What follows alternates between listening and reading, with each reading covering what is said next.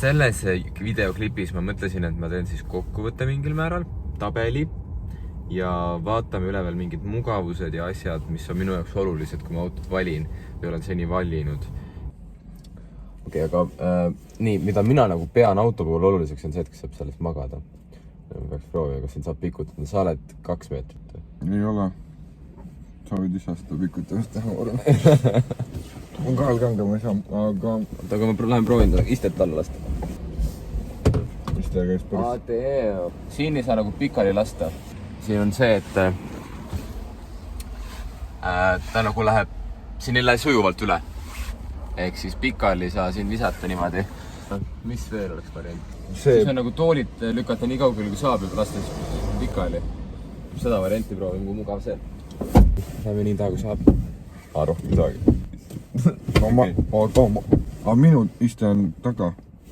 Ja ütleme niimoodi, mul on päris nagu keeruline siia autosse juba nagu sisse tulla. Ja tegelikult jääb väheks ka vaikselt juba seda jalakest. Jalaruumi, jah. Et ma olen täiesti lõpus. Ma näitan. Ma olen täiesti lõpus on ju, aga siit juba näiteks niimoodi on siit juba jala lasta. Oota, aga kuidas me seda siit vist? Okei, kuule.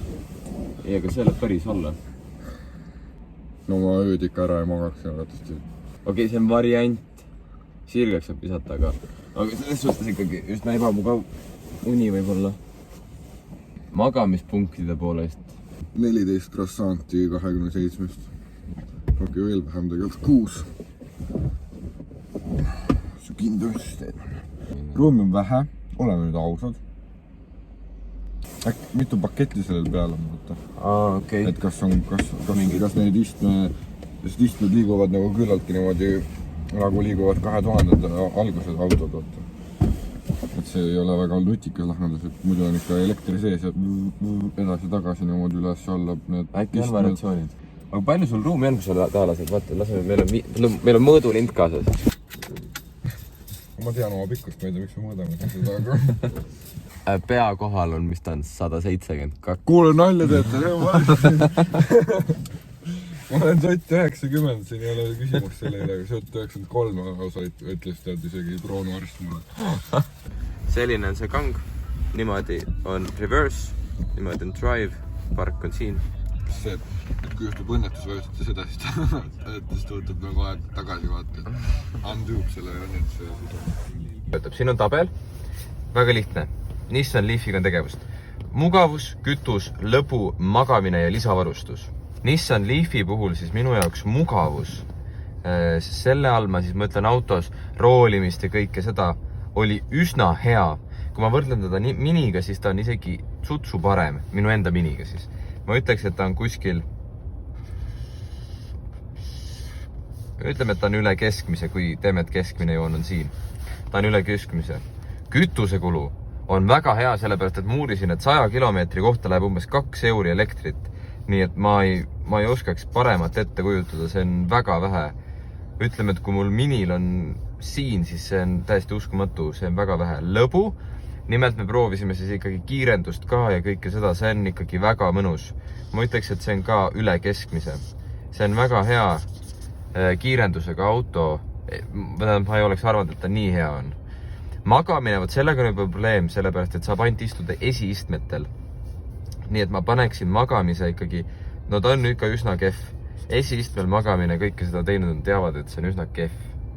Ja ma eeldan, et sellest oleks üks vastik uni. Lisavarustuse koha pealt, ma väga palju ei oska veel rääkida, kui esimese autoga on tegemist, aga ma eeldan, et ta on ikka, ta on nagu üsna hästi varustatud või mulle nagu kõik töötab, kiirusehoid ja kõik asjad on olemas, helitehnika on väga hea. Nii et ma paneks ka, et nagu siuke üle keskmise ikkagi kõik. Võib-olla tõstaks siin kohal siis mugavust, et ta oleks lisavarustuseks natuke allapoole sellest. Nii et selline tabel.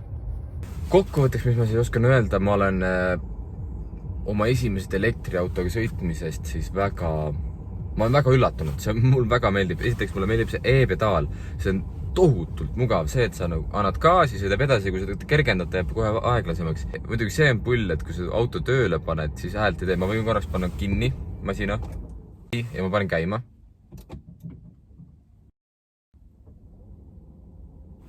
Mitte mingit häält. Nii. tagurdan .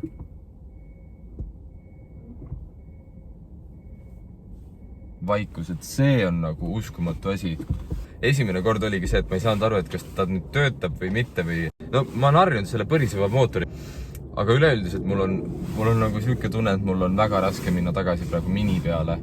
No ainuke miinus ongi praegu see , et tankimine võtab kaua aega , et sellega peab arvestama . Õnneks mul praegu nagu oli see aeg võtta , siis ma olen planeerinud seda . Aga ütleme , et kui see kogemata juhtub ja on vaja sõita kuskile , siis see võib probleemiks tulla . Ma loodan , et teil meeldib . Palun kommenteerige , mis te soovite , kas te soovite rohkem , et ma annaksin infot või mitte . Kas ma oleksin juba enne rohkem teadlikum või just on see hea , et ma avastan sõidu käigus . Kommentaarid on väga kasulikud alati . Jeps , aitäh teile , esimene auto on tehtud , näeme . Et saab aru , et kui sa tööle paned , siis hakkab masin põrisema .